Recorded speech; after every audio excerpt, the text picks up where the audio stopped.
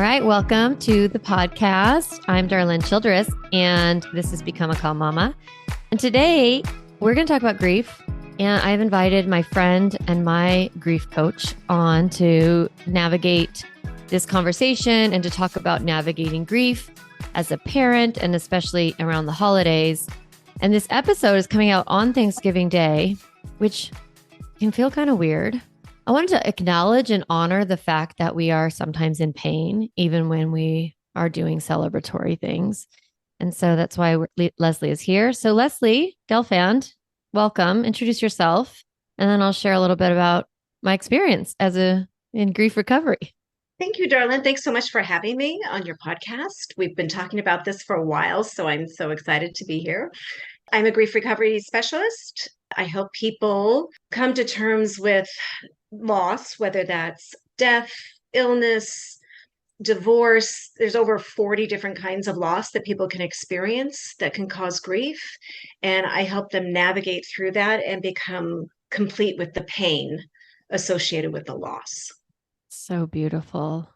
I love that you mentioned that there's so many different types of loss. It's not just death, loss of a relationship, loss of a career, health, finances. Yeah. So many. What does one do with sadness? It's like, what does one do with loss, right? Mm-hmm. I have had a lot of loss in my life, but the first time I really experienced death was when someone close to me died by suicide. And I was just beside myself, and I had no idea what to do. I'd never experienced that level of pain so suddenly, so tragically.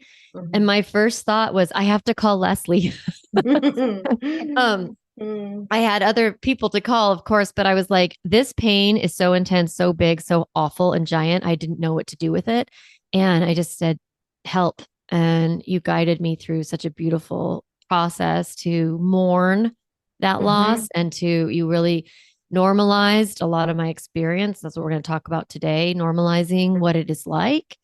And then we went on to work on not just that loss, but also the loss of my mom, because she died of Alzheimer's, and she was sick for 5 years. So some of the people in my world, who listen to the podcast, they are in that panini place, right? They're in that part of their lives where they have children that they're caregiving to, and they have maybe aging parents or parents who are actively dying. And those are it's a really difficult place to be in. So I'm so grateful for all that you've taught me, and I hope that we can help some people today on this episode. Absolutely. Me too. Me too. Yeah. So we're going to talk a little bit about grief, what it is, and then kind of go through what anticipatory grief is. We're going to label that. Such a beautiful way to think about when someone is ill or when you can see that a loss is coming.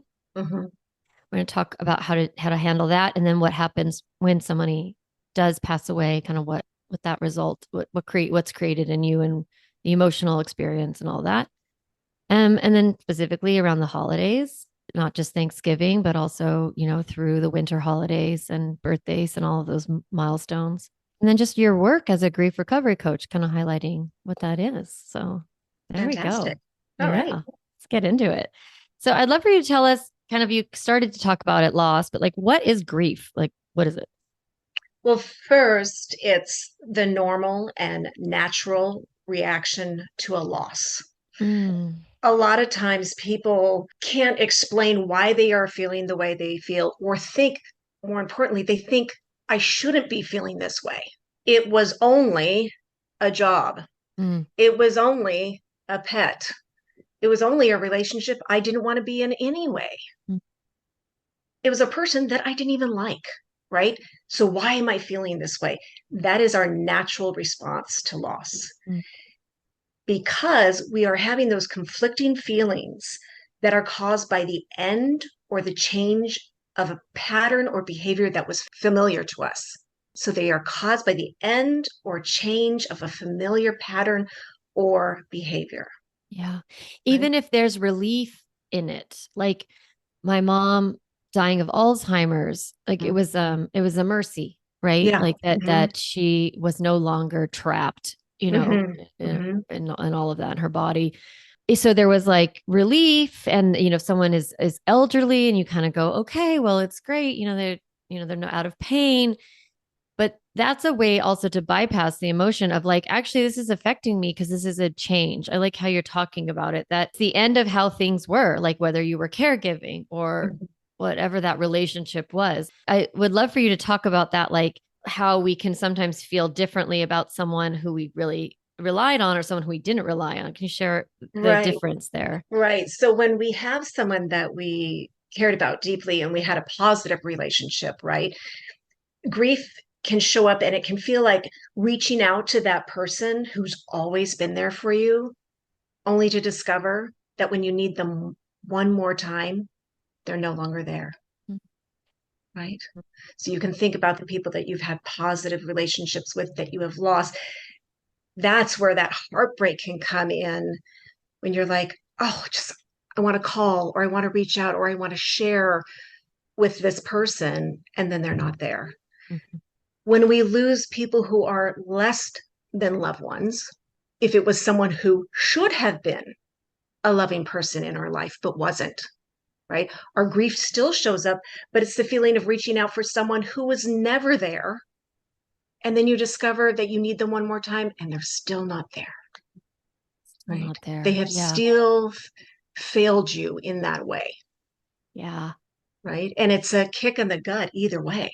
Right. It's Right. painful either way. And what you were saying about your mom, especially when people who are ill or elderly or, have some kind of chronic condition, and there is that sense of relief, like, okay, it's done.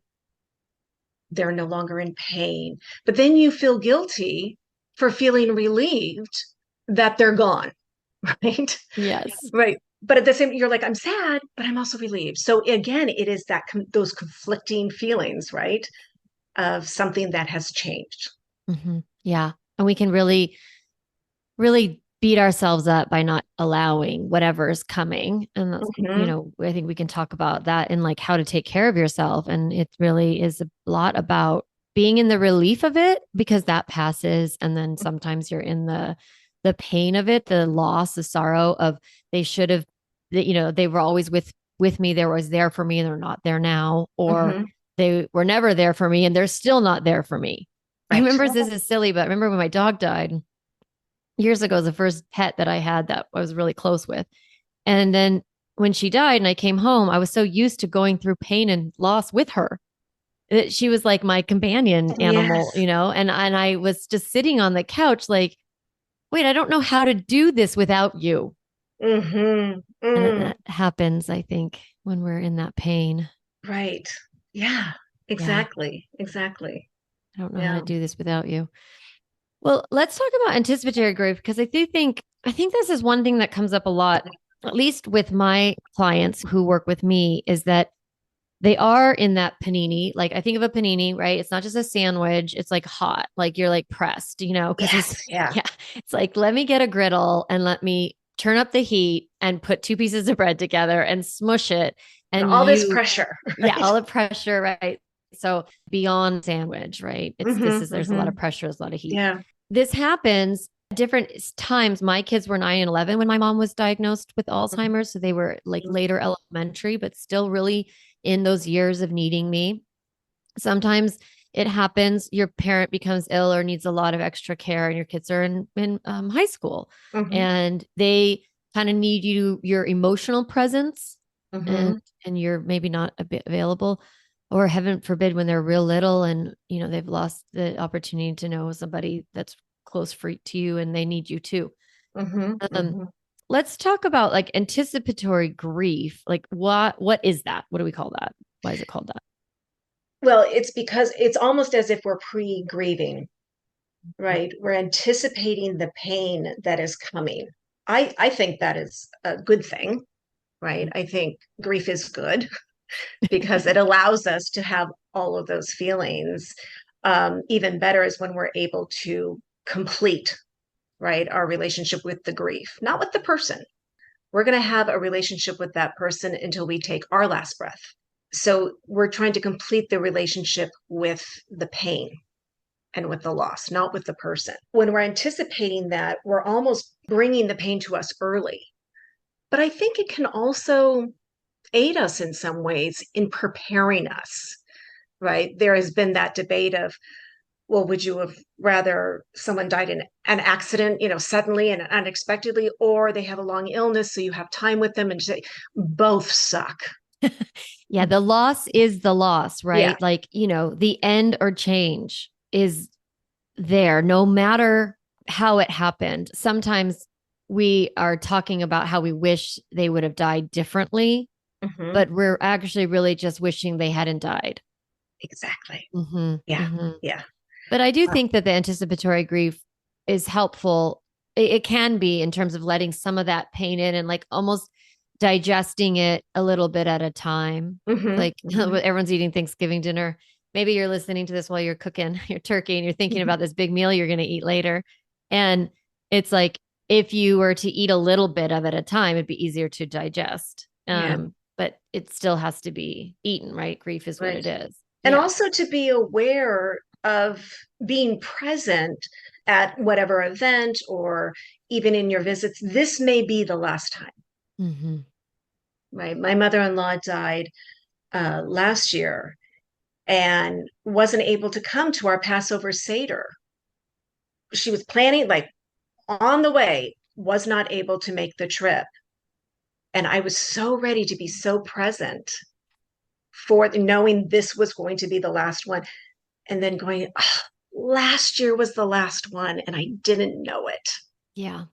Being aware, not all of the time, of course, but like if you know that this is a big event and you have an elderly or ill family member or friend, just be really present and just enjoy all of it, just all the yumminess. Yeah. Take it all in because that is going to help you process through it. And then if you're anticipating it, like you say, you're taking small bites, you're also, it's a little bit of preview of how you're going to manage this, how you're going to come through it. And that can also be very helpful. Mm-hmm. Right? Yeah. Well, first I wanted to say something about regret because I know everybody's like, oh shit, I didn't savor. Like, this is our first Thanksgiving. We had no idea last year that this was going to happen. And it's like, that's not actually helpful. No. to like revisionist history, the moment. Like, I think what you're inviting people to say is like, you might be disappointed if you don't savor it. But if you didn't, that just is what it was. Absolutely. Yeah. Absolutely. It's not very often that we're aware Yeah. of that this It's is a going gift. to be, take all of those events as a gift and try to be present. It's true for like all the holidays. I mean, we both have kids who went away to college this year, and you don't know the last Halloween that they're going to dress up or like, or that you're going to be there or whatever the thing is. And even now it's like, I don't know how many more family trips we're going to take together. Right. It's good as much as we can to just be in the present and enjoy what we have and be delight in our family. Exactly. But without the guilt or the regret, like you said, and especially putting that on other family members. Well, you never know. This may be the last year with grandpa, so you better spend time with him. Oh, that doesn't feel good. Yeah.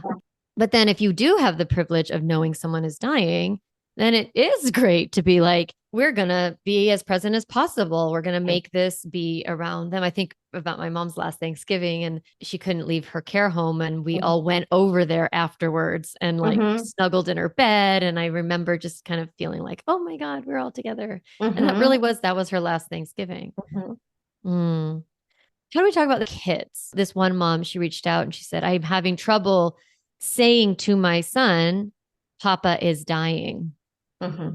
And I think we get like kind of caught up about how to say it and what to say. And so I wanted you to speak to that a little bit. Right. And oftentimes we can also get stuck in the diagnosis that we can keep our kids up to date on what's happening health wise, right? We're trying this, we're trying that.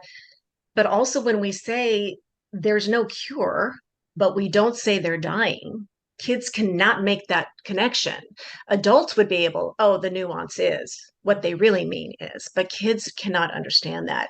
Kids tend to be able to understand death around the age of 5, and they can understand that loss, like it's no longer here for real, it's no longer permanent.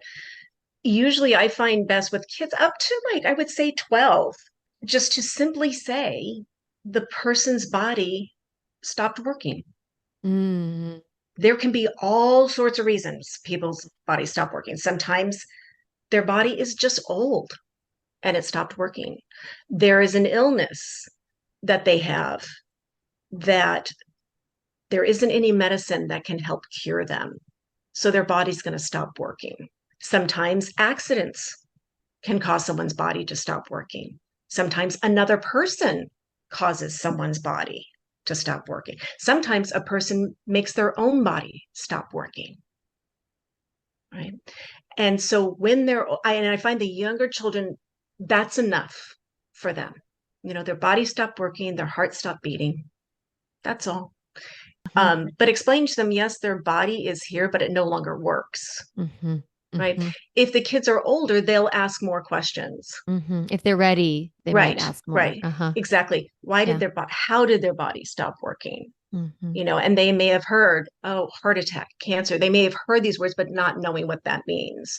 I find that's the best place to start. It's simple and it is absolutely true. And it satisfies a lot of the questions. Yeah, it's so good. I remember when our dog died, I think this actually is like kind of the first, a lot of times the kids' first experience with death. Death is often with a pet. Yep. And we lost a few different pets in different developmental stages with the kids. And it was under 5 that we lost our first one. Both kids were under 5. And they went to school. We knew that the dog was going to go to animal hospital and be put down. And we said, we're going to take the dog to the hospital and see if the doctors can do anything. And then boys came home from school and we said the doctors tried everything they could. And we used the word dying and they died. The dog died. And we were very sad. I noticed that with my kids up until 8, they just took whatever cue from me, whatever emotion I was demonstrating. It's like that's their nervous system anyways. That's what they're borrowing. So they just kind of take the clue and cue from you. So if your emotion, I think, is really, really intense, it's going to feel really intense to the child. And we want to be in our feelings, but not be so demonstrative that the child then catches, like we always say, feelings are contagious. It's just a lot of intensity can be hard for a kid. So we want to be as processed as we can be and not just like right in the middle of the turmoil of it, is my recommendation. Yes, I agree. Part of the challenge with how we deal with grief as a Western society is because we were taught by our parents, who were taught by their parents, who were taught by the strong, the best generation, the greatest generation, right? To be strong. Don't show any emotion. Yeah. Stay busy. Got to stay strong for the kids. Eat, drink your way through it, push through, right? We weren't taught how to healthily grieve. So when you're experiencing that loss, it is an opportunity for you to model for your children how to grieve healthily. Don't let the kids see you cry is such a myth around grief, because I have clients who think that their father never cried over their mother dying, but really he was in the bedroom sobbing every night after the kids went to bed. But here this kid thinks, well, my dad never cried when my mom died. Right. So we don't hide our feelings when we are happy from our children. We don't hide those feelings. I don't think we should hide them when we are sad either. Right.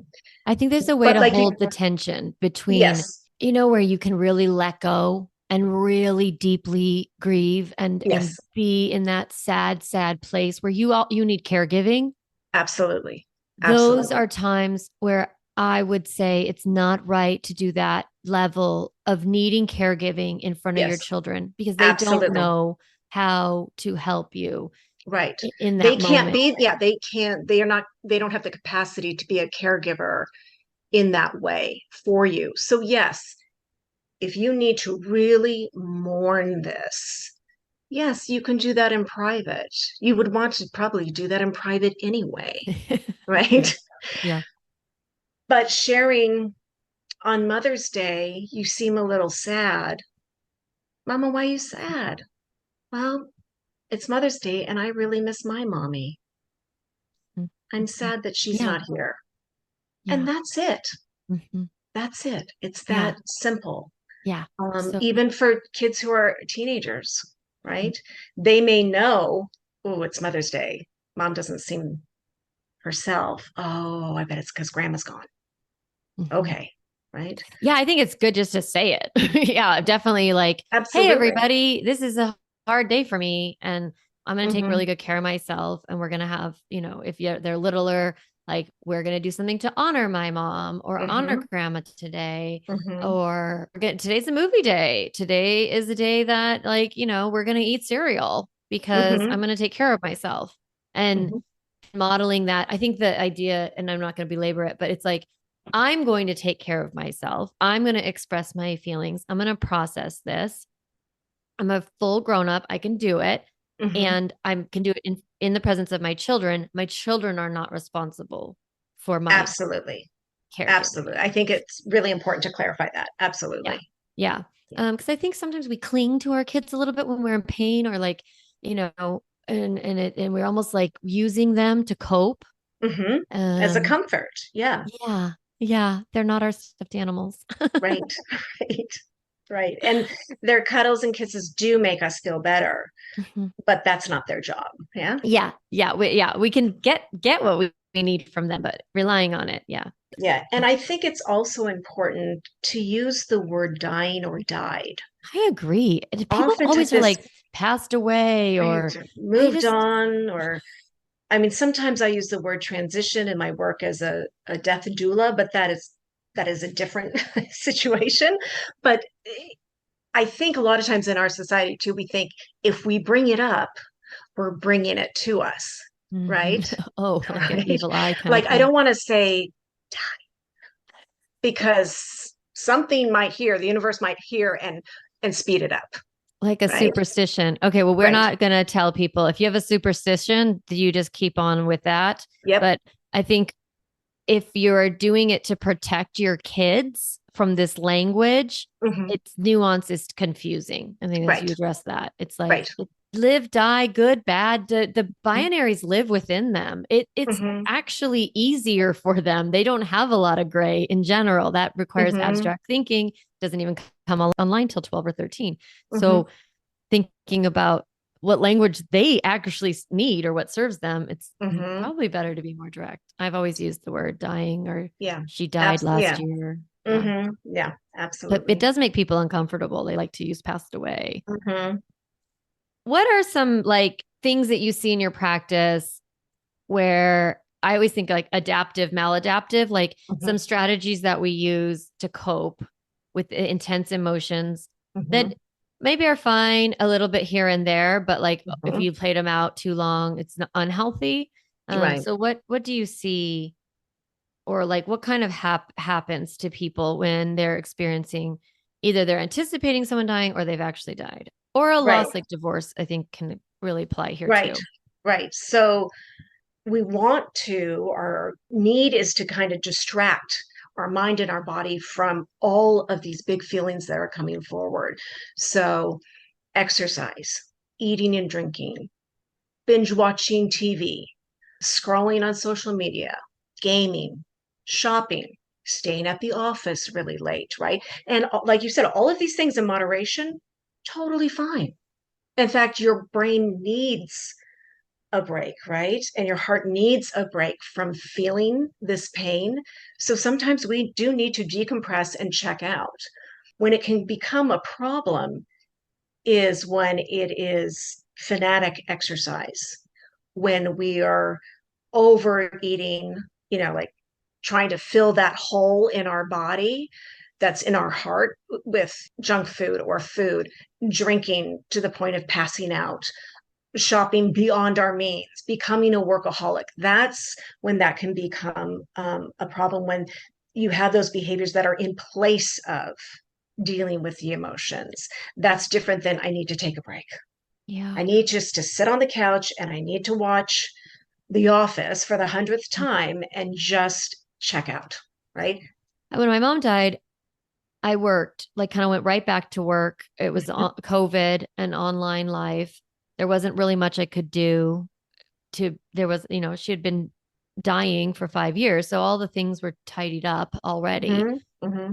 And there was a part of me in retrospect was like, did I overwork or was that a problem? Or with my sister, I just kind of went right back to work. And I realized that the pain was 24 hours, right? Mm-hmm. Like there wasn't really any break. And so when I worked, it was a break from the overwhelming experience of grief, like Mm-hmm. the waves. I think of it sometimes like Mm-hmm. just it's just a wave. You just survive each one. You just don't drown. But Mm-hmm. when I was working or doing any of these other behaviors, Mm-hmm. watching Downton Abbey or Great British Baking Show, whatever, Mm-hmm. or like working on a puzzle, there was little things I could do that I didn't feel. Mm-hmm.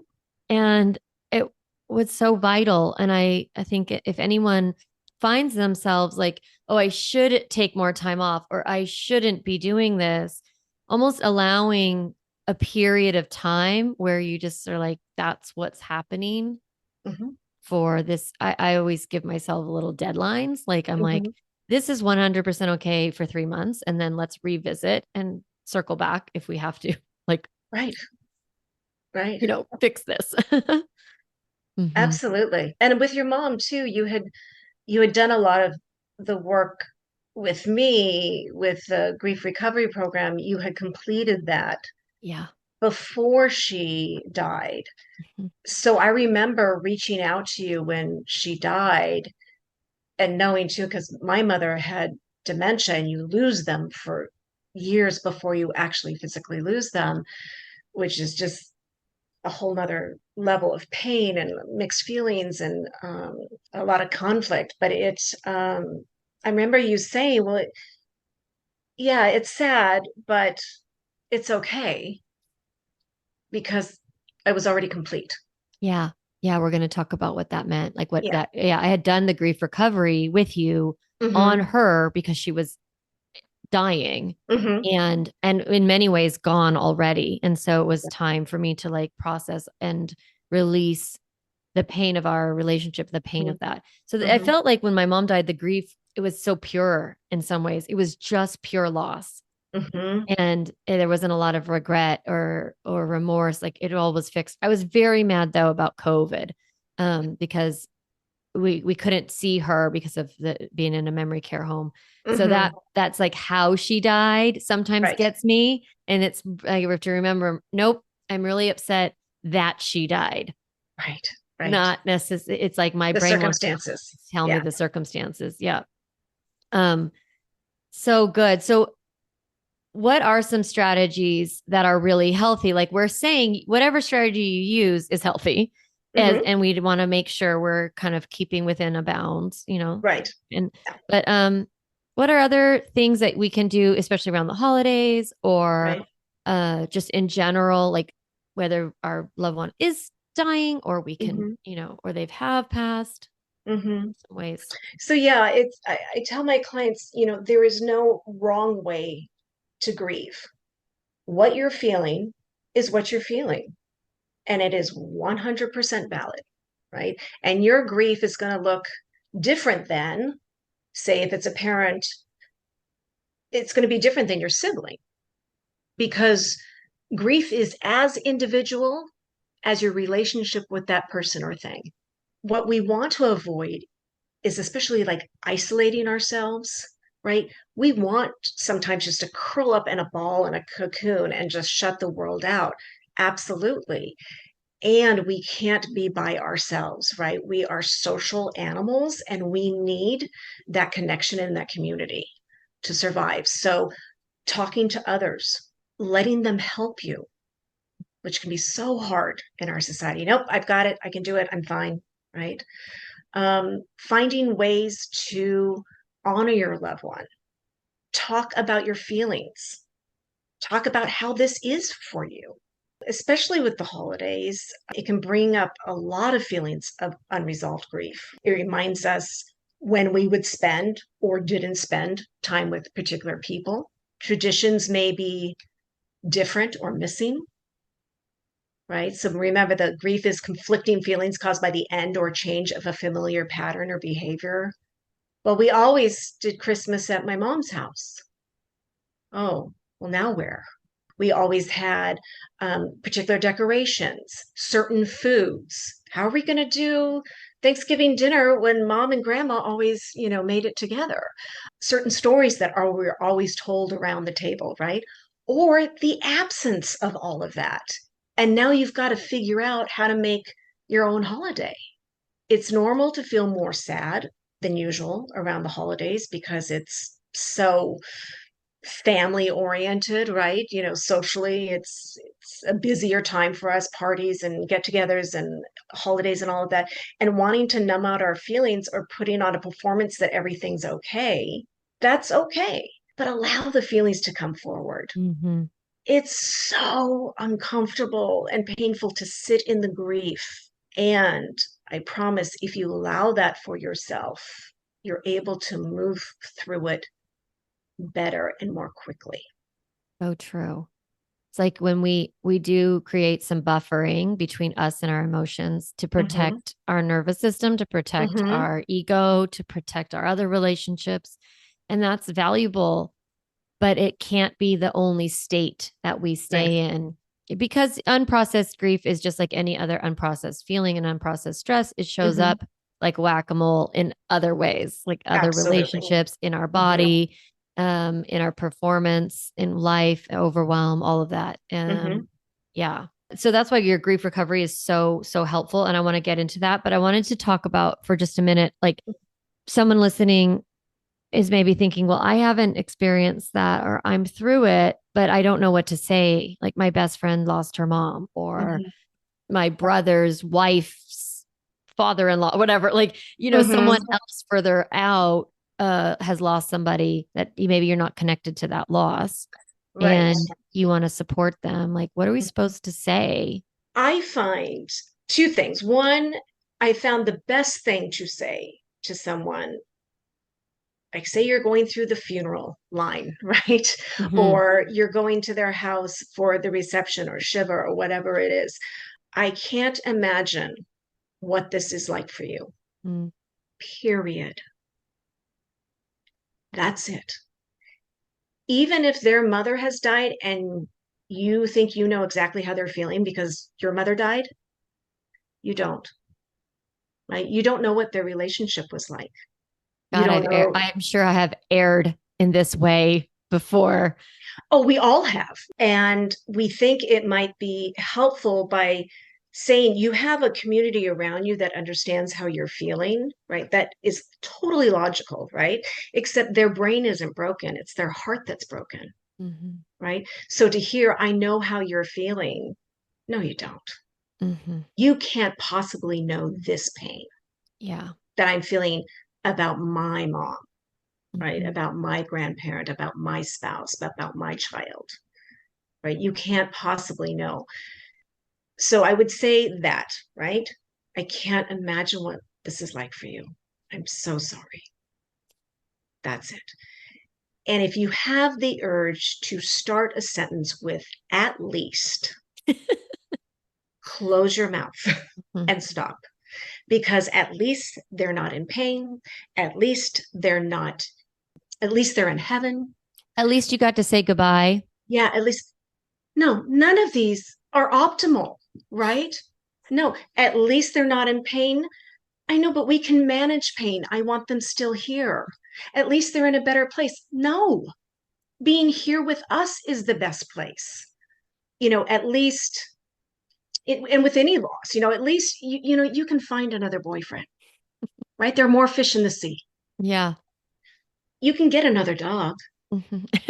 Right? Just replace the loss, right? So all of these myths we have around grief are the things that we automatically want to say because it's been so ingrained in us, right? Also, it feels like it's going to be kind and soothing. Like, I think our intention is really like, Oh, absolutely. It's never, oh, I want to hurt this person. But every griever will say the same thing. What was said to you that was unhelpful during the time that you were grieving? And it is always like the same 5 things. mm-hmm, Just keep it simple. I mm-hmm. can't imagine what this is like for you. You can offer, I know when my mother died, I was a wreck. Period. That's it. Right. Yeah, So normalize normalizing that. the pain, Yeah. normalizing the However you're experience. feeling, yeah, Yeah. that's the way it is for you. Right. Mm-hmm. I noticed I loved, not necessarily in the funeral line or things like that, but just like someone's willingness to just be with me Mm-hmm. and then also to let me talk. Mm-hmm. Like whether I needed to process the way the person died again, Mm-hmm. I found that I kind of needed to tell that story many times with each different grief. I lost 3 people in 3 years. So it was a Mm-hmm. lot of grief at like compounded. Mm-hmm. And so I found myself like wanting to tell the story. And it was like building a coherent narrative because what happens to your brain when somebody is gone is like, yeah, you're not really in your thinking brain. You're not really making connections or memories. It's all kind of blurry. And I think Mm-hmm. in the retelling, it kind of solidifies that this is what happened. Um, Absolutely. and or just anecdotes about the person or funny stories or photos. I'm always like obsessively gathering all the pictures that I have. And Mm-hmm. then I really want someone to see them. Mm-hmm. And Mm-hmm. just being willing, I think, to sit in that process, whatever it looks like for the person that is grieving. Absolutely. Such a Grievers, more gift. than anything else, grievers want to be heard. Like all of us, we want to be heard and seen, but especially they want to be heard. They want someone sitting with them and listening to them about how they're feeling, what it's been like for them. What kind of memories are you having about this person? And if you knew the person, sharing a memory, no matter how small, will bring such joy to that person that they're not grieving alone. And I know a lot of people are like, well, I don't want to bring it up because I don't want to make them sad. I've never had a client who forgot that a loved one died. And then you bring it up and they're like, oh my God, I thought I was totally fine. And then she brought up my mother and now I'm sad all over again. No, they are sad, period. It's so So, true. but we want to avoid it because it's uncomfortable, right? But that is such a gift that you can give to someone, is just to sit and listen. The Mm-hmm. first question I ask when someone comes to me looking for support around grief is, tell me what happened.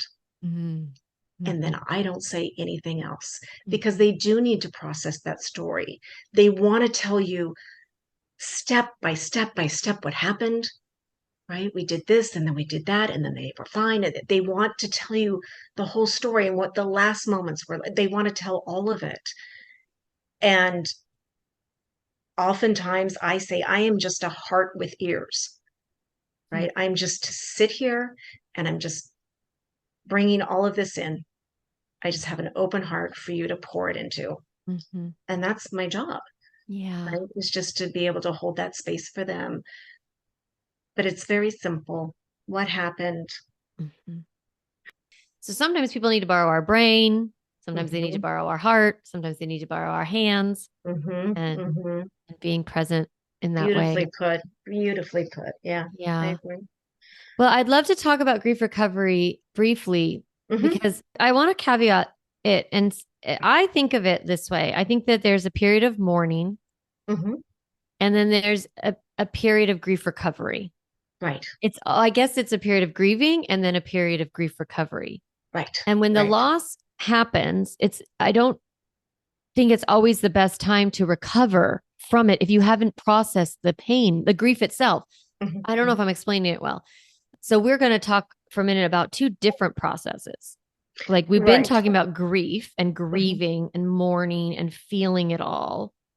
And now, and maybe you can articulate it better, but it's like now we're switching towards when we're ready to kind of reconcile or Mm-hmm. move through that loss and make sense of it on a different, like more, you talk about it. Right. So a lot of times, especially right after a loss, people are still in the dying, Mm-hmm. right? So they're grieving the loss, like the physical loss, and they're still in that story of what happened. And sometimes that can be 2 weeks, sometimes that could be 2 years. When they're ready, if and when they're ready to move, not move on, but to move through it, right? We can't get over a loss, no shortcuts, right? We can't go over. We have to go through, and it sucks, and you can do it. There is a period of time, but we don't know what that is. Right? Yeah. It's different Yeah. for every person, right? I always think it's like so beautiful in other cultures that they have periods of mourning and that they've defined it. Like if your Mm-hmm. spouse died, you wear black for a year, but if it was a cousin, you only wear black for Mm-hmm.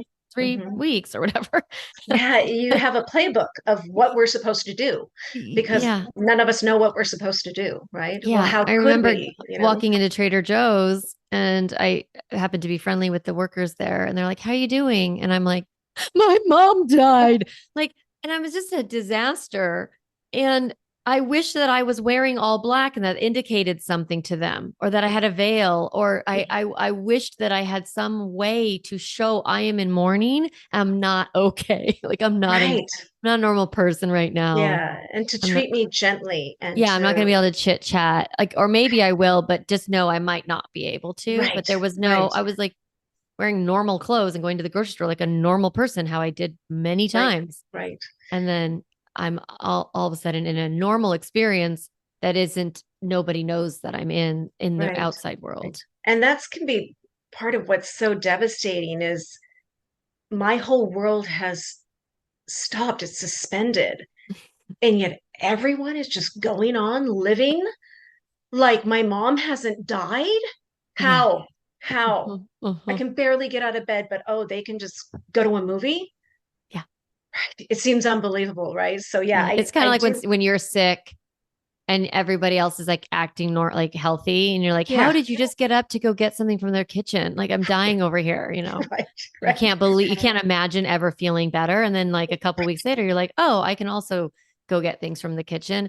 And it Right. happens with grief. And I think that moment when there's more gaps between those waves. Hmm. Hmm.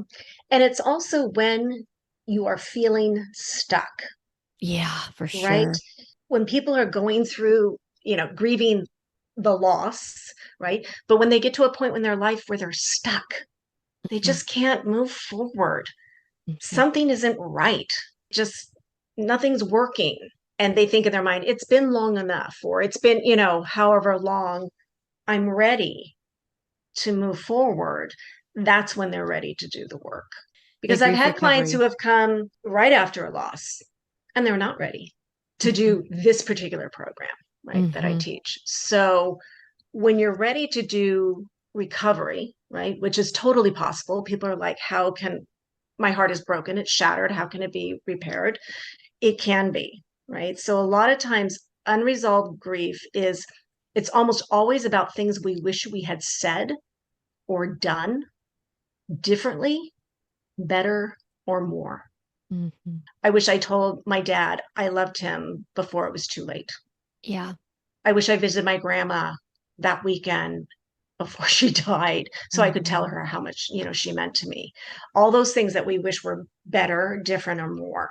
We wish we Yeah. had more time. We wish the relationship was better. My experience doing with my mom was so beautiful because you really helped me process the entire relationship, like all that was good, all Hmm. that was hard, all the things that I wish I would have said or that I wish she would have done or shown up, Hmm. and Hmm. really gave me this beautiful space to kind of process all of that. And Right. you walk through 7 weeks or something like that. Hmm. Hmm. Yeah. Yeah. So it's really specific and it's a program that you go Right. through. And it's specific series of steps, right? So Yep. it's not just a sit and feel sad. You're taking action. You're Yeah. taking action to actually repair your heart, the grief is, it's also about all of our hopes and dreams of expectations of what we thought was going to happen, what we thought the relationship was going to be like. And even in the best relationships, we're often left with plans. Oh, we were going to go on this trip. We had my big birthday.